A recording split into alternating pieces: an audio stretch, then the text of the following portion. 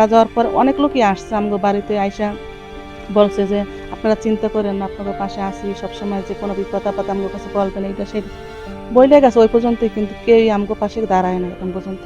আমার মেয়ের চাকরির জন্য সবার কাছে আকুতি মিকুতি করছি, সবার কাছে অনুরোধ করছি আমার মেয়ের একটা চাকরি দিতে, কারণ আমার সংসারে তখন ইনকাম করার মতন কেউই নেই। আমার বড় মেয়েটা ডিগ্রিতে পড়ে, এখন ওর যদি একটা চাকরি হতো তাহলে মনে করেন আমি চলতে ফিরতে পারতাম। বাড়িতে আমার ঘর নাই গা, থাকি ভাড়াটিয়া বাসায়, মাস শেষ বাসা ভাড়া দিতে হয়, খাইতে হয়, দুইটা মেয়ের লেখাপড়ার খরচা, কেমনি কি চলে একমাত্র আমি জানি। আক্ষেপের সঙ্গে কথাগুলো বলছিলেন জুলাই আগস্ট গণ অভ্যুত্থানে গুলিতে শহীদ বাচ্চু হাওলাদারের স্ত্রী লাইলি বেগম। শহীদ বাচ্চুর প্রতিবেশী নীলুফা ইয়াসমিন জাগো নিউজকে বলেন, পরিবারটি সবসময় ঢাকায় থাকত, তবে আন্দোলনের পর তারা পটুয়াখালীতে গ্রামের বাড়িতে খুব কষ্টে বসবাস করছেন। পরিবারের একজন পর্যবেক্ষণ লোক না থাকলে আসলে যা হয় আর কি, পাশে এখন তার আসলে খুবই কষ্ট। এখন তারপরে পাশে আসলে সরকারের দাঁড়ানো উচিত, এটা আমাদের আসলে আর্জি তার সরকারের কাছে, যাতে অন্তত তাদের প্রতি সদয় দৃষ্টি। হঠাৎ করে তার দুর্ঘটনায় তো হয়ে গেল, তারপর তো তার ফ্যামিলি মানবতার জীবনযাপন করতেছে। এখন শহরে কোনো মতে সরকার থেকে কিছু চাচ্ছে, তার থেকে চলাফেরা করতেছে, গ্রামে তো ঘর বাড়ি নেই, কীভাবে থাকবে? এই অবস্থায় চলতেছে তাদের দিনকাল। তবে শুধু বাচ্চু হাওলাদারের পরিবার নয়, খোঁজ নিয়ে জানা যায় গেল বছরের জুলাই আগস্টের অভ্যুত্থানে পটুয়াখালীর 25টি শহীদ পরিবার আজও বাঁচার লড়াইয়ে জর্জরিত। কেউ হারিয়েছেন একমাত্র ছেলেকে, কেউ বা পরিবারের উপার্জনক্ষম একমাত্র মানুষটিকে। শোকে নুয়ে পড়া পরিবারগুলো এখন আর্থিক ও চিকিৎসা সংকট সহ ভবিষ্যতের অনিশ্চয়তার মধ্য দিয়ে দিন কাটাচ্ছে।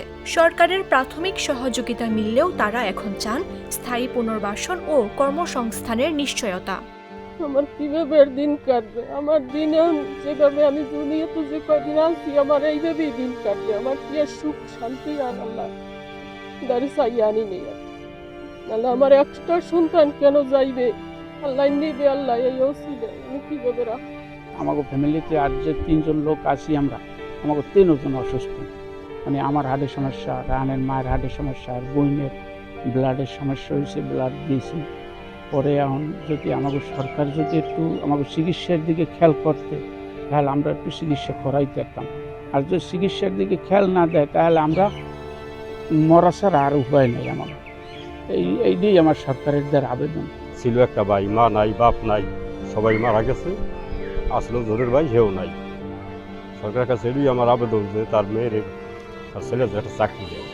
শহীদদের বিষয়ে বৈষম্য বিরোধী ছাত্র আন্দোলন পটুয়াখালীর নেতা তোফাজ্জল হোসেন বলেন, সরকারের কাছে আমার দাবি থাকবে জুলাই অভ্যুত্থানে আহত নিহত পরিবারদের যেন সর্বোচ্চ সহযোগিতা করা হয়।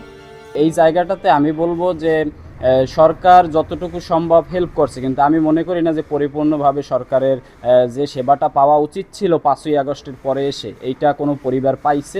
তো আমি বলবো যার যে চাহিদা, এই চাহিদাটা যাতে সরকার পূরণ করে, কারণ তাদের জন্যই আমরা আজকে এত সুন্দর একটা স্বাধীন বাংলাদেশ পেয়েছি এবং মন খুলে কথা বলতে পারি, আমাদের বাক স্বাধীনতা ফিরে পেয়েছি। পটুয়াখালীতে সরকারি গ্যাজেটভুক্ত যে 25টি শহীদ পরিবার রয়েছে, তাদের নিয়ে সামনে সরকারের অনেক বড় পরিকল্পনা রয়েছে বলে জানালেন পটুয়াখালীর জেলা প্রশাসক। আহতদের আমাদের গেজেটভুক্ত সর্বশেষ এমআইএসভুক্ত আহত সংখ্যা 185 জন পটুয়াখালীতে, এবং ইতিমধ্যেই 155 জন, তার মধ্যে কিন্তু তারা স্বাস্থ্য কার্ড পেয়েছে, এবং তাদেরকেও জেলা প্রশাসনের পক্ষ থেকে বিভিন্ন সময়, উপজেলা প্রশাসনের পক্ষ থেকে, সমাজসেবার পক্ষ থেকে আর্থিক সহায়তা প্রদান করা হয়েছে, জেলা পরিষদের পক্ষ থেকে আর্থিক সহায়তা প্রদান করা হয়েছে। তো এভাবে আমরা, এবং সরকারের পক্ষ থেকে কিছু কিছু ডেডিকেটেড হসপিটাল নির্ধারণ করা হয়েছে, যারা আহত আছেন, এখনও গুরুতর অসুস্থ আছেন, তাদেরকে একদম সম্পূর্ণ বিনামূল্যে চিকিৎসার ব্যবস্থা, সেখানে সব ধরনের চিকিৎসার ব্যবস্থা করা হয়েছে। যারা আহত হয়েছেন তাদের সমাজসেবার মাধ্যমে বিভিন্ন প্রশিক্ষণ দেওয়ার পাশাপাশি খুবই সামান্য সুদে তাদের ঋণ দেয়া হবে বলেও জানান তিনি। নিউজ ডেস্ক, জাগো নিউজ।